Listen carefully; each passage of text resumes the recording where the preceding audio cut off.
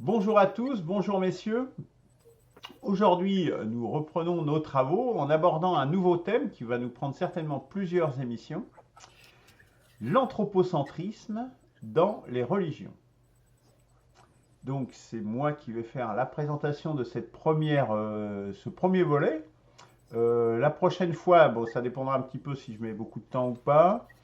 Ça sera Eberhard qui s'y collera et puis bon, il n'est pas du tout exclu qu'il y ait même plusieurs volets à ce sujet qui est particulièrement important, me semble-t-il.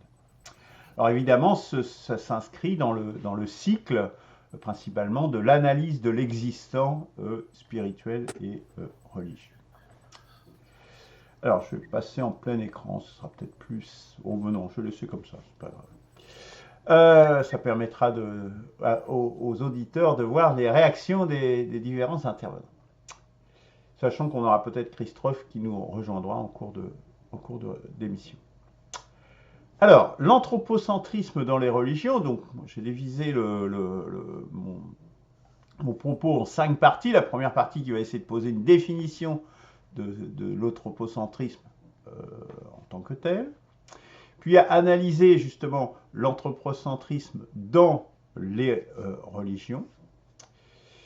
J'aborderai après la question du propre de l'homme, puisque dans l'anthropocentrisme, anthropo, hein, ça veut dire homme, centrisme au centre, donc ça veut dire qu'on place l'homme au centre. Hein. Déjà, c'est une première prédéfinition, je dirais, pour expliquer déjà le mot central. Donc, ce qui justifie une troisième partie donc, sur qu'est-ce que c'est que le propre de l'homme. Et après, je regarderai, j'observerai également l'anthropocentrisme en dehors des religions, quelque chose un peu plus dans une acception plus contemporaine, je dirais. Et puis, je finirai par une conclusion, évidemment. Alors, définition que j'ai trouvée sur une synthèse, en définitive, du moteur de recherche Bing, mais qui m'a semblé assez bonne, donc je vous la retranscris telle quelle.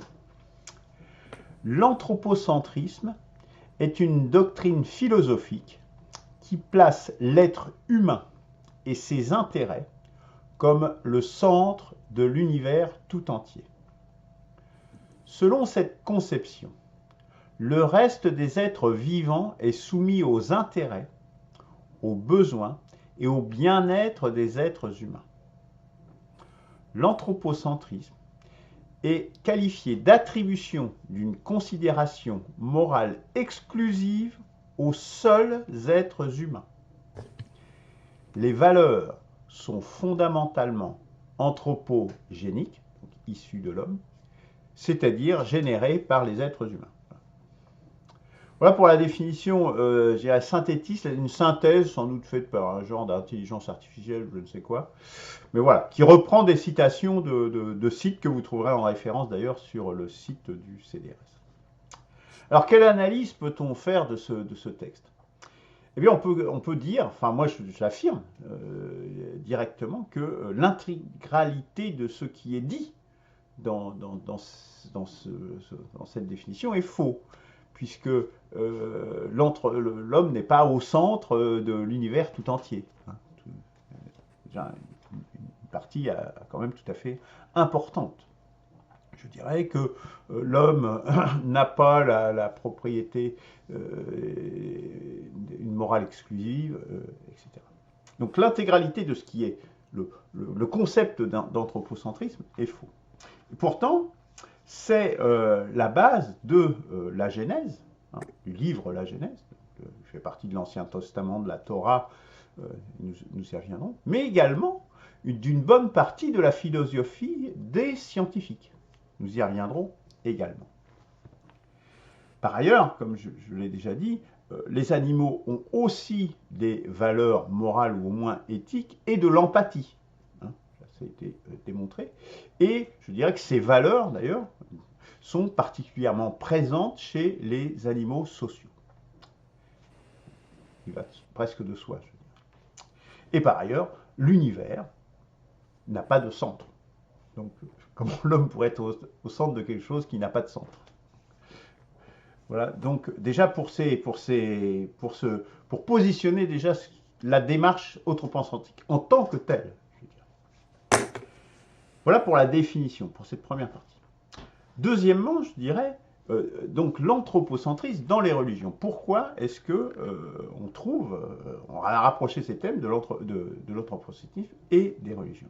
Alors, en premier lieu, justement, dans les monothéismes, qui sont tous basés, les trois grands monothéismes, donc le judaïsme, le christianisme et l'islam, qui sont tous basés sur ce qu'on appelle dans notre zone géographique l'Ancien Testament, et notamment sur sa partie qui est la Genèse.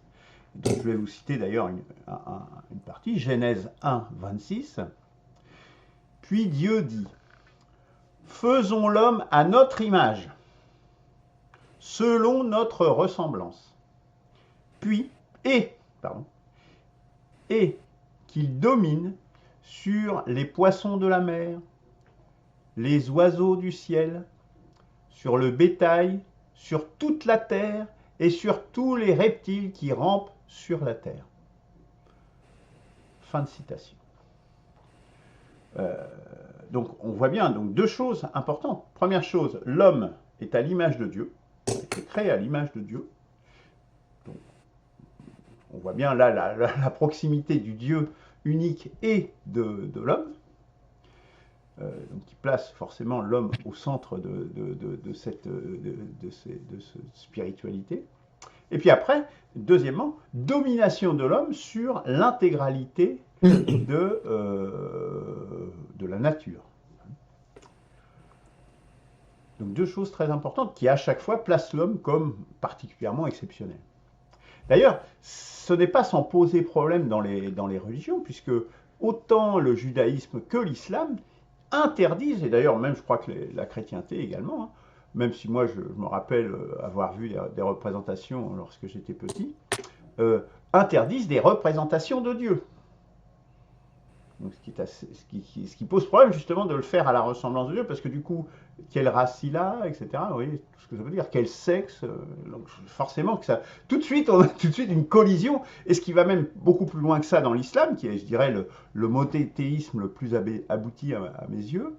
C'est-à-dire que même toute figuration est interdite dans l'islam. D'ailleurs, ce qui explique que tout leur art est basé de motifs géométriques.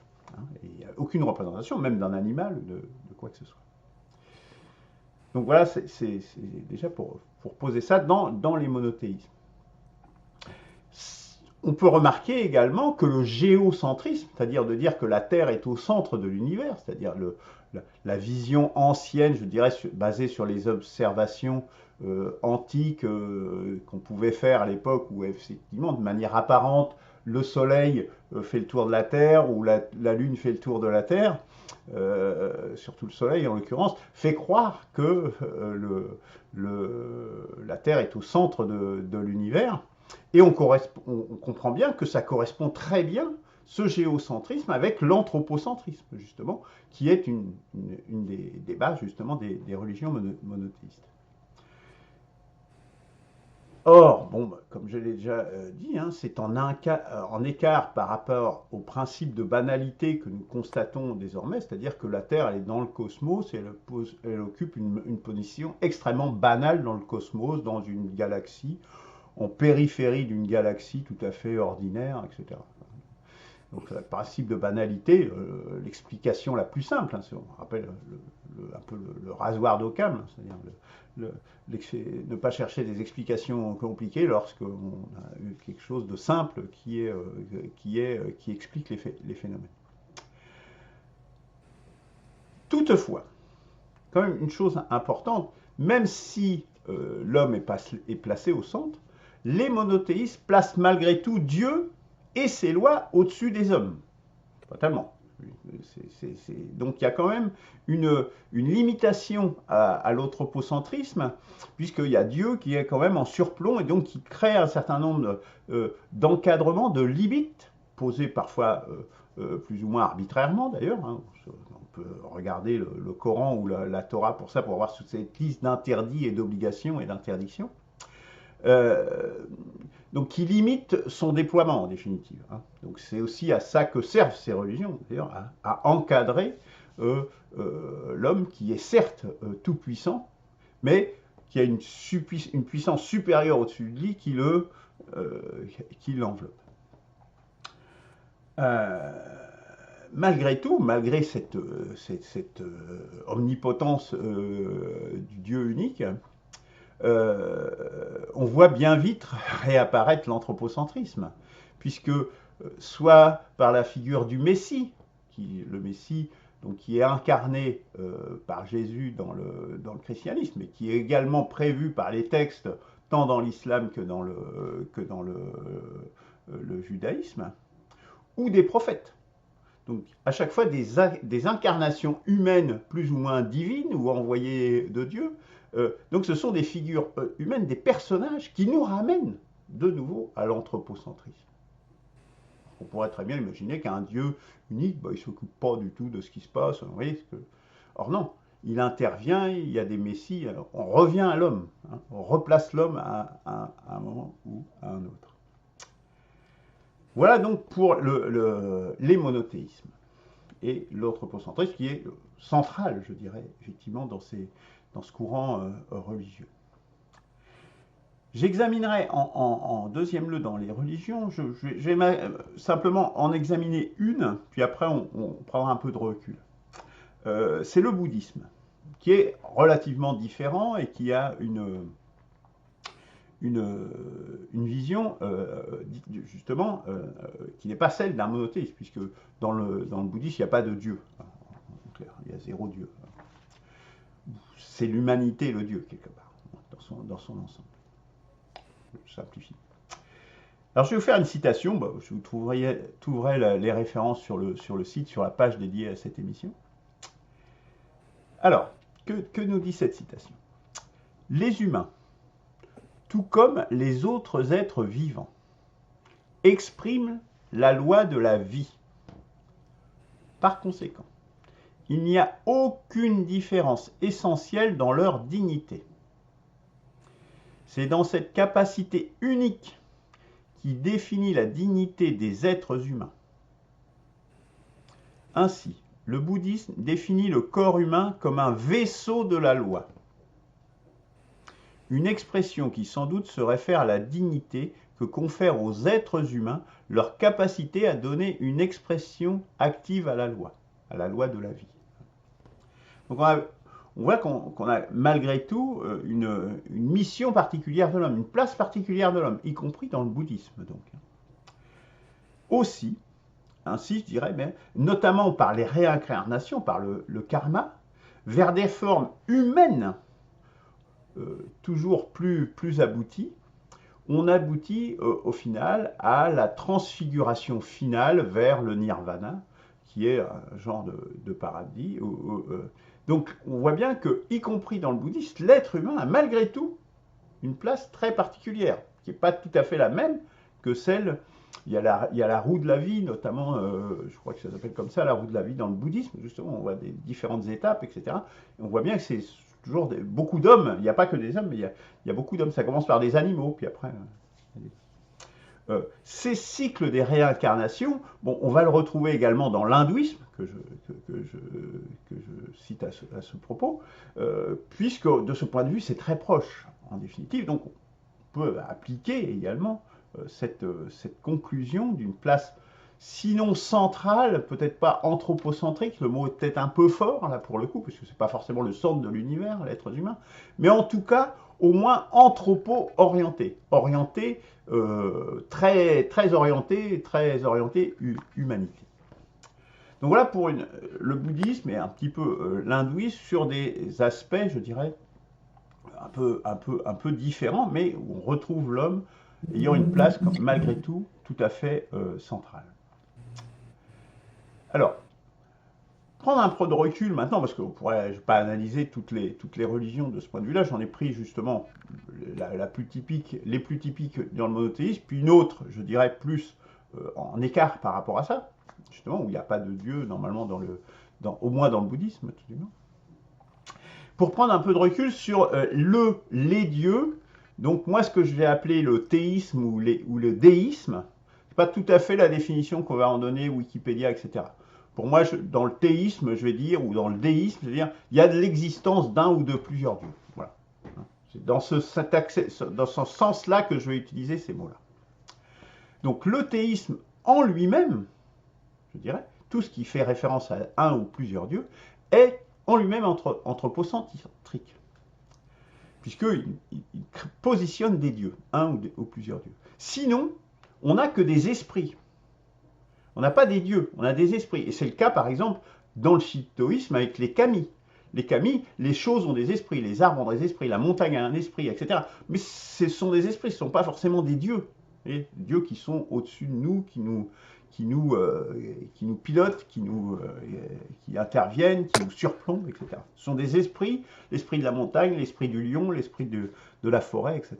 Donc voilà, qui sont là, mais qui interagissent dans le monde, mais qui ne sont pas des dieux en tant que tels. Et le théisme, donc, en fait, place l'homme comme étant à part dans le monde, à part dans le cosmos, puisque le ou les dieux ont soit directement une forme humaine, ou demi-humaine, demi-animale. Je vous renvoie aux dieux antiques, égyptiens notamment. Hein. Beaucoup de dieux antiques égyptiens sont mi-humains, mi-animal.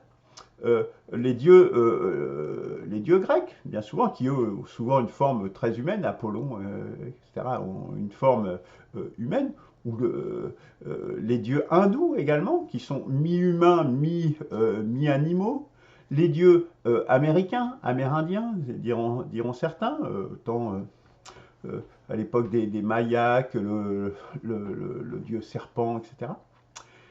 Ou voire éventuellement également dans le paganisme avec le dieu Pan, qui est mi-humain, mi-bouc, je crois. D'où l'histoire, la figure du diable d'ailleurs, hein, qui a été reprise du dieu Pan. Et cela même avant l'apparition du concept de nature. Hein, concept de nature qui est particulièrement important justement dans l'émergence des monothéismes. J'ai déjà eu l'occasion d'en parler.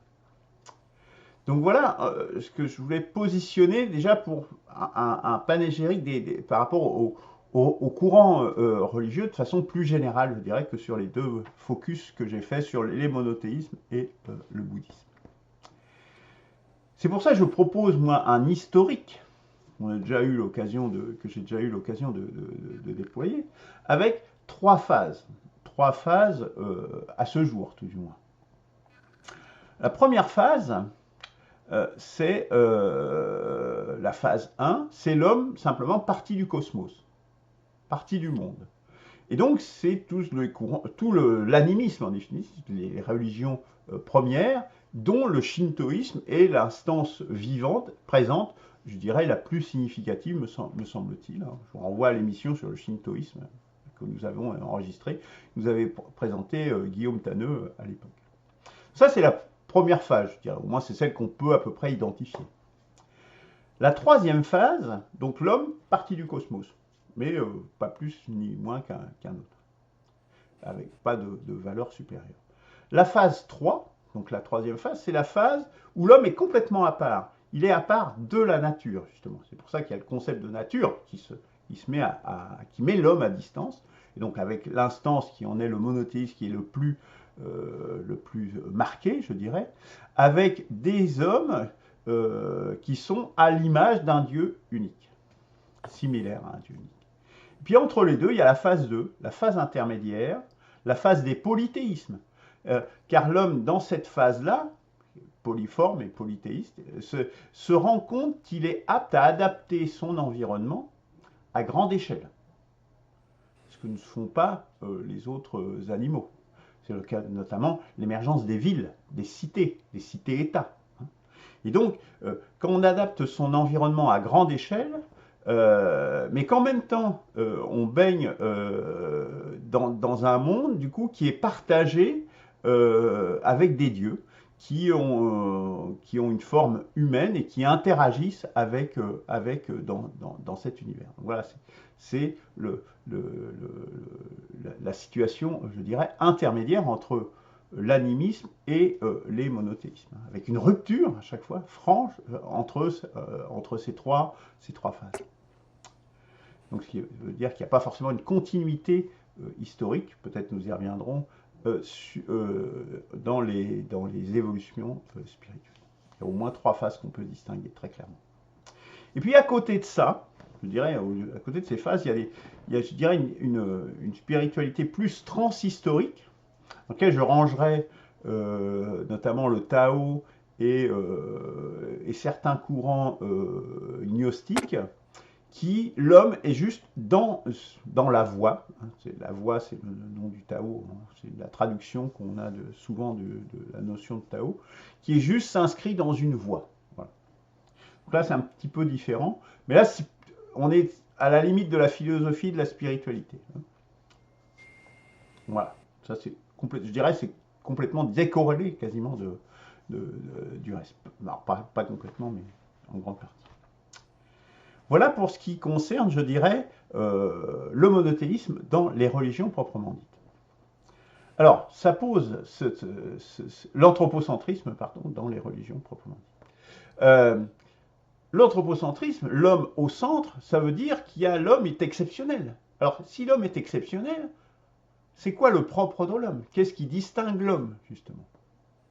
Eh bien, je dirais que les conclusions les plus récentes des recherches scientifiques, c'est qu'en définitive, il n'y a quasiment pas de propre de l'homme. Il y a des différences de degrés, mais il n'y a quasiment pas de différence de caractéristiques avec différents animaux, différentes organisations sociales qu'on va retrouver par ailleurs dans la nature.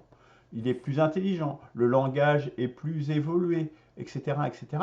Mais il n'y a pas de différence qu'on puisse identifier. La culture, par exemple, qu'on retrouve dans ces différentes espèces. Tout ça est certes plus développé chez l'homme, mais on a vraiment une différence de degré, mais pas de nature, pas de caractéristiques. Au fond, la seule caractéristique propre vraiment de l'homme, c'est la capacité de communication culturelle intergroupe. J'y reviendrai. Ça, ce que ne font aucune autre espèce. Moi, je dirais, j'en tire une première conclusion, c'est que nous ne sommes en aucune manière exceptionnels, et c'est un peu ce que dit justement la science, et depuis Darwin, hein, notamment la théorie de l'évolution. Et donc, nous ne sommes rien d'exceptionnel, et je dirais encore moins, je jette une petite pierre dans le jardin de Claude, en rien des petits dieux, même potentiellement, quoi. En rien du tout. Et donc moi je suis arrivé à une définition, parce que ça fait un moment que je travaille sur cette question du propre de l'homme, j'ai ma propre définition de ce que c'est que l'homme. Donc voici, je vous la livre. Homo sapiens, espèce résiduelle du genre Homo, pratiquant l'échange intergroupe non programmé du travail social et de ses produits. Bon, je mettrai ça sur le site si vous voulez. Espèce résiduelle, tu peux répéter? Espèce résiduelle du genre Homo, pratiquant l'échange intergroupe non programmé du travail social et de ses produits.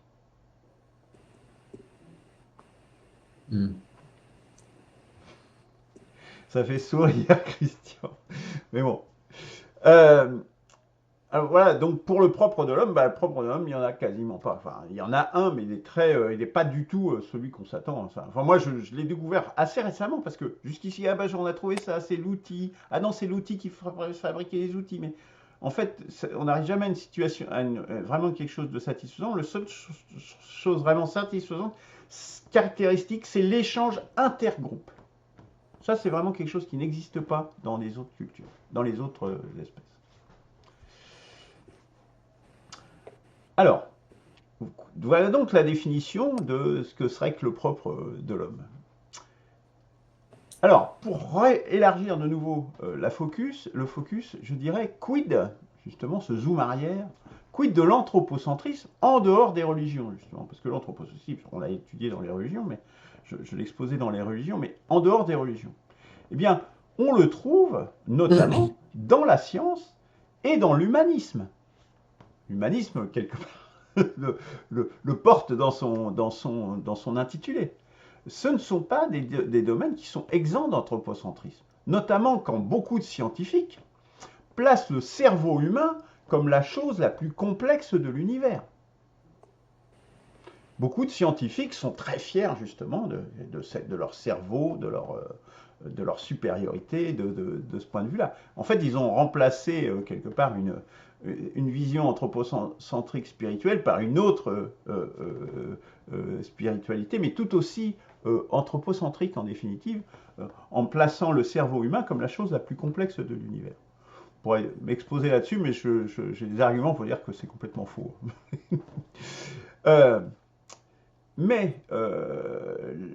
Et pour l'humanisme, bon, je dirais que ça le porte en soi. Hein, quelque part, l'humanisme place l'homme au centre, pris stricto sensu, peut-être dans une acception très restreinte, porte l'anthropocentrisme dans son intitulé. Par contre, ce qui est remarquable, tant dans la science que pour l'humanisme, c'est que ces a priori peuvent être corrigés par des mécanismes internes à ces systèmes. Donc, par exemple, pour la science, il y a le processus scientifique, d'ailleurs, qui nous fait évoluer justement dans notre vision de l'homme et dans l'étude des animaux, etc., qui nous fait, au définitive, découvrir qu'au fond, l'homme, il n'est pas si exceptionnel que ça, il ressemble aux autres, il est issu de l'évolution, c'est un grand singe, il est du genre Homo, etc. Le processus scientifique nous permet justement d'éliminer et de pouvoir y voir plus clair de cet a priori de la supériorité de l'homme. Et puis pour l'humanisme, la démocratie, au moins en théorie, je dirais, permet également de s'échapper de cette vision simplement homo humainement centrée, je dirais. Au moins en théorie, je dirais. Parce que, attention, et en particulier dans la situation présente, qui transgresse les principes fondateurs, tant des processus scientifiques, on voit bien l'idéologie woke, notamment, qui se déploie dans les universités, ou de l'autre côté, le reniement des principes fondateurs de la démocratie, du droit naturel notamment, et des principes démocratiques, des dérives autoritaires que l'on constate, voire totalitaires, on voit bien que, attention, ça ne veut pas dire que parce qu'il y a ces mécanismes qui s'appliquent systématiquement, surtout dans la période présente, où l'on transgresse justement ces principes fondateurs. Mais il y a quand même ces mécanismes qui sont présents. Que dans les religions, et c'est là peut-être la différence majeure, et surtout celle du livre, il n'y a pas ce mécanisme qui permet ça. Il y a un dogme, puisque la vérité a été écrite une fois pour toutes dans un livre, un dogme, quelque part, est indépassable. C'est particulièrement vrai pour le Coran, mais c'est toujours un peu vrai dès qu'il y a un livre, quelque part. Voilà pour, je dirais, l'anthropocentrisme en dehors des religions, pour le champ scientifique et humaniste. Mais il y a également un courant, j'ai évoqué les wokistes il y a 2 minutes, un courant destructeur contemporain qui est également à l'œuvre aujourd'hui. Il y a certains, à l'autre extrémité, affirment que la nature n'existe pas. Je citerai notamment un lien que je mettrai sur le site, une interview de Philippe Descola, donc un penseur contemporain qui dit que la nature n'existe pas. Hein, on voit plein d'émissions à ce sujet-là aujourd'hui. Et en définitive, qui jette en définitive le bébé avec l'eau du bain. C'est-à-dire qu'en définitive, la mise à distance par la raison de la réalité brute, et qui est cette réalité qui est brute et qui est bien souvent enveloppée de mystère, puisque par la raison, on n'a toujours pas découverte. En définitive, ce qui permet de la découvrir et de progresser, de savoir, ça fait partie de l'inconnu pour l'instant, du mystère, ça ne veut pas dire qu'on ne veut pas continuer de chercher, ou des faits bruts, je dirais, c'est cette mise à distance de la nature qui nous permet C'est ce concept de nature qui nous permet de nous mettre à distance, de prendre de la hauteur pour dire, ah ben on va analyser cette chose, plutôt que d'être complètement imbriqué dedans et de ne pas pouvoir prendre le recul nécessaire pour l'analyser. Et donc, plutôt que, on perd cette mise à distance, et donc également des mécanismes qui nous permettent de rendre cette réalité brute compréhensible et éventuellement, potentiellement utilisable à notre profit, ce qui est le cas de toutes les espèces, hein, qui fait partie en définitive de notre existence, comme de celle des chats, des serpents ou des poissons, ou des arbres. Donc c'est une démarche, celle des destructeurs contemporains, je dirais, qui est complètement en ligne, je dirais, avec bien d'autres, hein, qui ont été relevés notamment par George Lukács dans son œuvre importante, Destruction de la région, hein, de la raison, qui est un processus en définitive des gens qui sont des protecteurs du système tel qu'il est, qui cherchent en définitive à démoraliser et à évacuer la raison, parce que la raison seule met en cause le capitalisme. J'en profite pour faire un petit peu de publicité pour mon bouquin, La crise terminale du capitalisme, qui va sortir très bientôt, justement, pour justement maintenir un système qui se survit malgré l'échec des autres voies. Alors, en conclusion, problème de l'anthropocentrisme. Le problème de l'anthropocentrisme, c'est qu'il pose l'homme comme au centre. Or, comme je pense l'avoir essayé de montrer, au moins aujourd'hui, les pointeurs au moins, l'homme, en disant que l'homme a quelque chose d'extraordinaire, en dehors de l'ordinaire. Extraordinaire. Or, ce n'est pas le cas. Ni par rapport au reste du vivant, et en particulier des autres animaux, ni même par sa phylogénie, puisqu'il est juste le dernier représentant du genre Homo. Au fond, c'est même un signe que ce phylum de vie est proche de son extinction. Je fais écho d'ailleurs à la situation de barbarie dans laquelle nous sommes, je pense que nous sommes présentement. Hein. Nous sommes le dernier représentant du genre Homo. Toutes les espèces finissent par... Tous les genres, tous les phylums évolutionnistes finissent par disparaître comme ça, il ne reste plus qu'une espèce, puis à la fin, il n'y en a plus. Mais au fond, qu'avons-nous de si différent de l'homme de Néandertal? Bien peu de choses, peut-être justement cette capacité à communiquer entre groupes humains. Et que dire de la banalité et de l'insignifiance de notre position dans l'univers, dans le cosmos? Voilà le problème, je dirais, de l'anthropocentrisme. Alors, pour aujourd'hui, pour ouvrir un petit peu sur un autre débat, qui ne serait plus de l'analyse de l'existant, mais de la prospective sur quelle voie faudrait-il aller pour aujourd'hui, je pense qu'une véritable spiritualité est faite pour l'homme. Elle est faite pour l'homme. Mais ça ne veut pas dire que l'homme est au centre. C'est-à-dire que la spiritualité, puisque elle s'adresse aux hommes, elle est destinée aux hommes à se déployer dans chaque individu et dans la société. Mais elle ne saurait être anthropocentrique parce que ça ne correspond pas à la réalité, tout simplement, comme je viens de le dire avec le problème de l'anthropocentrisme.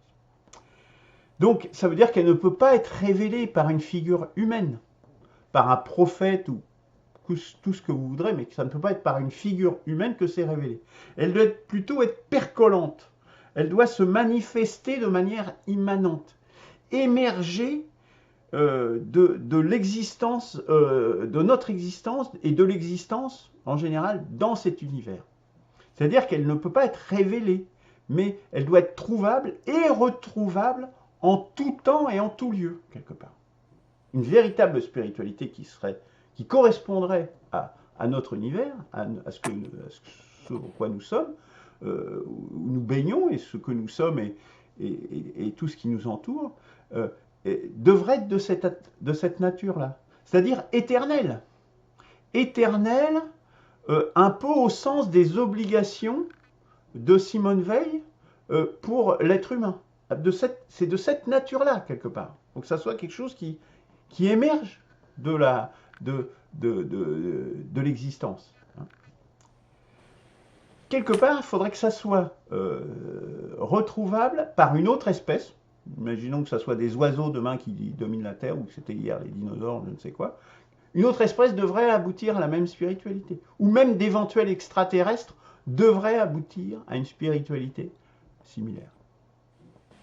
Je pense qu'une vraie spiritualité, cela, elle serait véritablement non anthropocentrée. Voilà, messieurs, excusez-moi, j'ai été extrêmement long. Alors, le sujet est vaste et encore, je suis loin de l'avoir épuisé, vous imaginez bien. Donc, je rappelle, on a cette émission aujourd'hui, on aura une autre la semaine prochaine. Donc, qui sera présentée par Eberhard. Est-ce qu'on peut faire, on en est à 35 minutes, on peut essayer de faire 5 minutes chacun peut-être si vous voulez. 5 minutes déjà pour commencer. Qui veut commencer? Levez la main. Moi, je veux bien. Allez, vas-y, Claude. Alors, bon, tu m'as jeté la pierre, hein. J'ai baissé la tête, quand même. Passé au-dessus.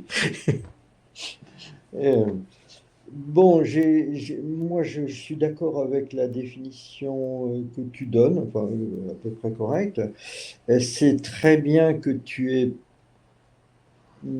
rappelé, en fait, la Genèse 1,26. L'homme a été créé à l'image et ressemblance de Dieu. Moi, je dis oui, oui, bien sûr. Et tu as implicitement tout de suite dit que Dieu lui disait de dominer la création qui était autour de lui. Mais cette domination qui était proposée par Dieu n'était pas la domination arbitraire qui a résulté d'un choix que l'homme a fait sur lui-même, et ça tu le négliges, où du coup il se prend pour Dieu lui-même, c'est-à-dire qu'il sort de la vie. Il abandonne la vie. Cette dimension-là n'est jamais présente dans ce que tu dis, alors qu'elle est quand même très très importante, parce que c'est l'hubris humaine qui fait que l'anthropomorphisme, l'anthropocentrisme devient quelque chose de fou, d'une certaine manière. Mais tant que l'homme vivait avec la création, je vais en prendre une expression de la révélation d'Arès, tant qu'il entendait la pierre, hein, parce qu'il participait vraiment de la vie de tout ce qui existait, alors il n'y avait pas de problème, je dirais, à sa domination, qui n'est pas une domination arbitraire. Hein, bien comprendre ça, à mon avis. Ça, c'est jamais présent. Tu dis à un moment donné, rien ne distingue véritablement l'homme de tous les autres êtres vivants, enfin, notamment les animaux, c'est juste des différences de degré. Je dis, c'est faux. Il y a qualitativement une différence extraordinaire. Je vous ai parlé à un moment donné dans un exposé du langage, alors rien que la parole est absolument... les animaux n'ont pas la parole, je suis désolé, et la parole est quelque chose de tout à fait extraordinaire, quand on rentre dans la structure, extrêmement complexe, que d'ailleurs l'enfant apprend de manière très, très facile, très naturelle, on ne sait pas comment. Hein, il n'y a pas d'exposé au tableau, je ne sais quoi, etc. Bon, la parole, voilà, c'est un don. Mais il n'y a pas que la parole. J'avais parlé aussi de la liberté. C'est bien parce que l'homme a la liberté de choisir son propre être qu'il a pu aussi sortir, d'une certaine manière, de la création et dire, se prendre pour le créateur lui-même, quoi, de tout. C'est là le problème de l'humain, et il est là. Donc il faut réintégrer, en fait, vraiment la vie avec un grand V. Et à ce moment-là, c'est plus problématique. Pour moi, l'homme reste véritablement au centre de l'univers. Ça ne veut pas dire que c'est seulement notre planète. Peut-être qu'il y a d'autres humanités dans d'autres régions de l'univers. J'en sais rien. C'est tout à fait possible. Hein, qui mènent certainement d'autres expériences parce qu'ils ont développé leur être d'une autre façon que nous. Nous, on l'a développé d'une certaine manière. Mais c'est ce qui est l'anthropocentrisme mauvais, c'est en fait de croire que c'est notre seule façon d'exister qui est la seule qui puisse être. Non, il y a certainement, à partir de l'homme tel qu'il est créé, avec ses dons divins, des tas d'autres manières de se développer dont on ignore totalement les capacités, quoi, de mon point de vue. Voilà. Donc, je rappelle quand même que je vous avais dit qu'il y avait, pour moi, il y avait 5 dons divins. Il y avait donc la liberté, la parole, l'amour, pas seulement pas l'amour sentimental, mais l'amour universel, véritablement, qui est une dimension fondamentale, l'individualité, le fait qu'on puisse dire je, et la créativité. Il ne faut pas oublier que dans l'histoire de l'humanité, il y a moins 50 000 ans, il y a quand même un saut qualitatif qui est fait dont on ne sait pas d'où il sort, hein, chez Homo sapiens. Les anthropologues se posent des questions à ce sujet-là. Voilà, bon, je ne vais pas insister un petit peu plus là-dessus, mais il y a un certain nombre de choses qui nous permettent d'appuyer un petit peu tout ce que je peux dire. Après, c'est énorme, hein, tout ça à développer, quoi, bien entendu. Voilà, donc pour moi, si je me résume, tu parles d'un certain anthropocentrisme que tu préjuges d'emblée mauvais, mais il y a un bon anthropocentrisme, mais qui consiste en fait à devenir humble face à la création, si je puis dire. Enfin bon, on en reparlera à l'occasion. Voilà. Merci. Christian veut un deuxième? Allez, vas-y.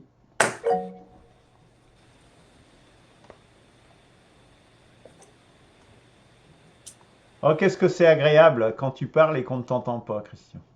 Ah, c'est Christian, il parle là? Ah, mais il a coupé son micro, alors du coup... Voilà, c'était pour éviter les... Voilà. Oui, Ah, alors... C'était pour éviter qu'on l'entende. Comme ça, c'était réussi. Qu'il y ait des parasites, qu'il y ait des échos, des choses comme ça. Entre un anthropocentrisme tel que Luc l'a défini, c'est-à-dire doctrine qui place l'être humain au centre de l'univers tout entier, et ce que vient de nous dire Claude de l'anthropocentrisme, je prendrai une troisième voie en disant, pour commencer, que la question n'est pas tellement de savoir si c'est bien ou si c'est pas bien l'anthropocentrisme, mais de savoir est-ce qu'il est pratiqué aujourd'hui. Bon. Et l'anthropocentrisme est pratiqué aujourd'hui, me semble-t-il, avec une exception sensiblement différente de celle que Luc a donnée dans sa définition, c'est-à-dire une doctrine qui place l'intérêt de l'être humain avant tout autre type d'intérêt. Eh bien, aujourd'hui, nous sommes typiquement dans une civilisation, une société anthropocentrique, fière de son anthropocentrisme, énonçant son anthropocentrisme par l'intermédiaire de professions de foi politiques, économiques, scientifiques. Alors, tu vas parler de la science. On ne va pas avoir beaucoup de temps. J'ai énormément de choses à dire, mais bon, je vais essayer d'être très court. Voilà. Donc, aujourd'hui, nous sommes dans une société économique, croissanciste, capitaliste, anthropocentrique. C'est la ligne de mire, c'est le système, disons, de mode de faire valoir économique et social que l'homme a choisi ou qu'on a choisi pour lui. C'est un autre débat. Lorsque, Luc, tu nous dis que l'anthropocentrisme, c'est pas bien, parce qu'en fait, ça n'existe pas, c'est faux, que l'homme n'a rien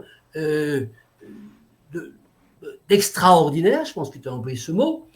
Et bien, bon, là, j'approuve à 150% ce que dit Claude. L'homme a la parole. Hein, bon, et on voit dans le chapitre 6 du discours de la méthode de Descartes qui dit que, bon, et c'est la révolution cartésienne qui a enclenché, je dirais, tout ce que je viens de dire sur la société actuelle. L'homme doit se rendre comme maître et possesseur de la nature. Voilà, la ligne de mire est tracée, c'est l'hubris, et c'est l'exploitation illimitée des ressources naturelles finies. On est donc dans un autre anthropocentrisme institutionnalisé. La question, alors, qui est intéressante, c'est l'énoncé de l'exposé d'aujourd'hui, c'est l'anthropocentrisme dans les religions. Bon, l'anthropocentrisme dans la société civile, il y est. Alors, bon, on peut en parler, c'est bien, c'est pas bien, bon. Mais est-ce que par hasard, il y aurait peut-être pas d'anthropocentrisme dans les religions? Alors, il me semble-t-il, c'est ça le sujet. Et Pas mal, ça. Tu as distingué trois phases, trois niveaux, 1, 2, 3. Hein.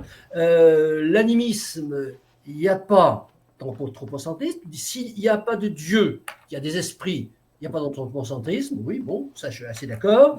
Le monothéisme, c'est l'anthropocentrisme. Ça commence avec le polythéisme, quand même. Entre les deux, il y a le polythéisme qui est entre les deux. Bon, aujourd'hui, on a les trois grandes religions, l'islam, religion monothéiste, l'islam, le christianisme et les juifs. Comment ça s'appelle? Le judaïsme. Le judaïsme.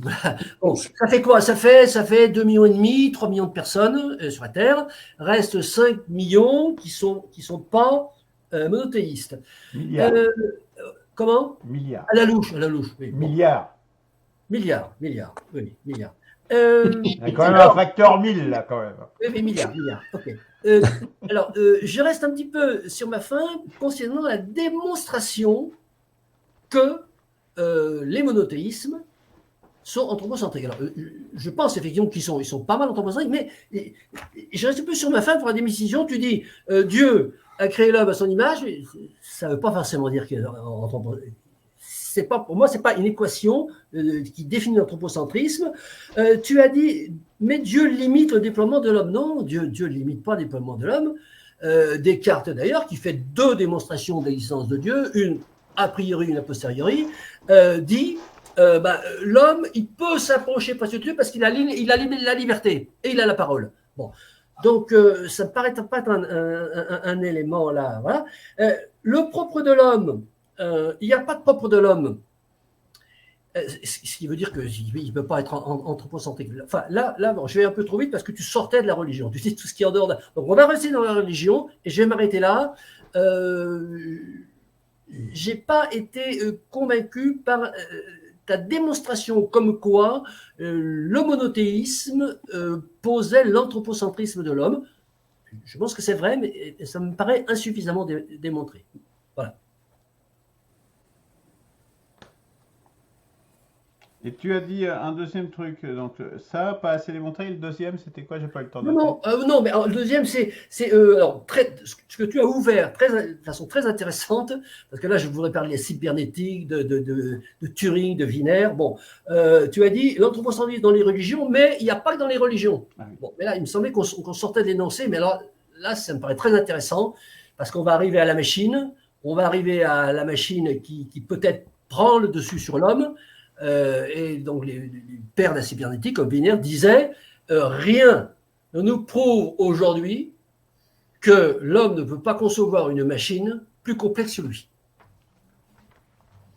Bon, ça ouvre. Ça ouvre sur les spiritualités contemporaines. Oui. On a déjà évoqué. J'ai beaucoup travaillé ça, donc je ne vais pas me lancer là-dedans. Il n'y en a pas le temps. Mais bon, je pense que c'est une deuxième volet de l'anthropocentrisme. Et sur les religions, peut-être qu'il faudrait rester là-dessus. J'en ai parlé parce que, bon, je vais laisser de la parole à Franck. Je reviendrai en conclusion. Oui, rapidement. C'est vrai que je suis un petit peu aussi en désaccord avec l'idée que l'être humain n'a pas de réelle spécificité par rapport au vivant. Tout simplement en revenant en fait à l'évolution de ce vivant qui, il y a des millions et des millions d'années, a évolué vers une branche d'hominidés chez laquelle a commencé à se développer ce que je vais appeler la conscience. Et non seulement la conscience qui est le fait de connaître son environnement, mais la conscience réflexive et auto-réflexive. C'est-à-dire je sais, je me sais en tant qu'individu, et je me sais me sachant. À partir de là, commence finalement un rapport au monde, un rapport à l'autre qui est très spécifique justement à l'être humain, puisque ça va lui donner cette occasion, pour le meilleur ou pour le pire, de mettre en place en fait une histoire et d'instaurer un rapport particulier avec ceux qui l'entourent, avec son corollaire qui est soit un rapport de soumission, soit un rapport de domination. Pour moi, c'est ça la grande spécificité de l'être humain, tout simplement parce que nous n'avons pas nous n'avons pas de pendant, nous n'avons pas j'allais dire, d'autres espèces animales, si l'on garde quand même notre origine animale, qui ait développé justement cette attitude. Et jusqu'à preuve du contraire, même si, pour reprendre l'expression d'un célèbre astrophysicien, nous ne sommes que poussière d'étoiles, nous sommes des poussières d'étoiles capables de penser l'univers. Nier cette spécificité, comme on l'entend beaucoup, est de se dire qu'au final, l'être humain n'est qu'un animal un peu plus sophistiqué, effectivement. Bon, c'est extrêmement dangereux parce que ça nous dédouane d'une responsabilité énorme qui est en fait la responsabilité de ce que le monde va devenir entre nos mains. On n'a pas de concurrent pour ça.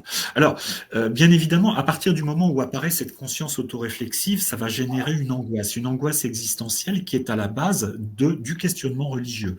Qu'il soit polythéiste ou monothéiste, il est tout à fait légitime, entre guillemets, à un moment donné, que l'être humain s'interroge sur son origine, sur son devenir, et y a-t-il quelque chose au-dessus de lui? Dieu existe-t-il? C'est une question qui apparaît très très vite et qui, je pense, se manifeste par les premiers rites d'enterrement, qui sont considérés comme les premiers rites de religiosité. Voilà, je m'arrête là, mais pour moi, la spécificité de l'être humain, c'est justement cette conscience qui apparaît, alors soudainement peut-être, ou progressivement, je n'en sais rien, mais qui va nous faire sortir d'une animalité à 100% vers une humanité qui certes a des racines animales, mais qui nous distingue de nos frères animaux qui nous entourent et qui nous donne, là encore, pour le meilleur ou pour le pire, un pouvoir extraordinaire. Et comme j'aime bien l'humour, je reprendrai ce que disait un humoriste: l'être humain est capable du meilleur et du pire, mais c'est dans le pire qu'il est le meilleur. Voilà.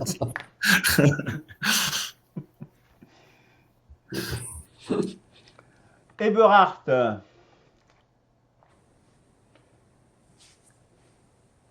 Oui, donc oui, je me disais bien qu'il y avait un point que j'aborderai la prochaine fois parce que c'est un peu trop long là maintenant. Ok, bon bah du coup je peux répondre alors. Et puis ouais, oui, voilà. Ok, non, je reprendrai en 10 minutes, un quart d'heure, disons, l'élément de l'anthropocentrisme et la genèse de la Genèse. Ah, intéressant. Très intéressant. Ok. Bon, bah alors, rapidement, bah, du coup, ça va nous faire une émission qui tiendra dans l'enveloppe, c'est parfait. Alors, la question de l'hubris que vous avez posée,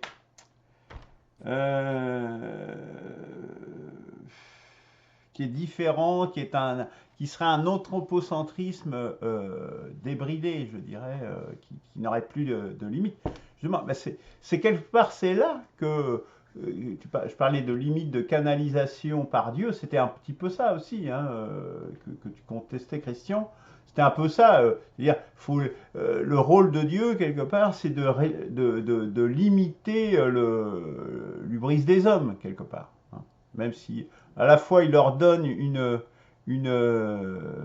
non? Vous ne le voyez pas comme ça. Bah, pourtant, les tables de la loi, les lois qu'ils doivent respecter, c'est quand même un moyen de canaliser et d'empêcher les hommes de de tuer son prochain, de faire des choses comme ça. Donc de pousser son hubris, bah oui, c'est ça que ça veut dire, de se déployer au détriment